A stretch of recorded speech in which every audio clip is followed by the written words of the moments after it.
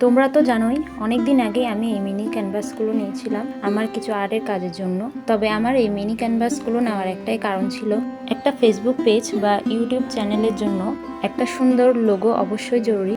আমি যখন আমার ফেসবুক পেজ আর ইউটিউব চ্যানেল শুরু করেছিলাম তখনই আমি ভেবেছিলাম যে আমার নিজের হাতেই আমি আমার ফেসবুক পেজ আর ইউটিউব চ্যানেলের জন্য একটি লোগো আর্ট করব। বিভিন্ন আর্টের কাজ করতে করতে একদমই হাতে সময় পাচ্ছিলাম না এই লোগোটা করার। তবে আজকে ফাইনালি এটা নিয়ে বসে পড়লাম কাজটা নিয়ে। আমি সত্যি বলতে ছোটবেলা থেকে এতটাও আর্ট পারি না, তারপরও চেষ্টা করেছি লোগোটা সুন্দর করে ডিজাইন করার।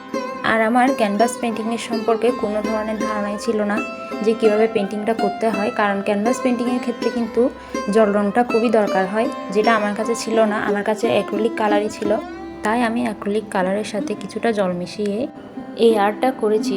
আর ক্যানভাসের ক্ষেত্রে কিন্তু রঙটা খুব তাড়াতাড়ি শুকিয়ে যায়, তাই খুব দ্রুত কাজটা করতে হয়।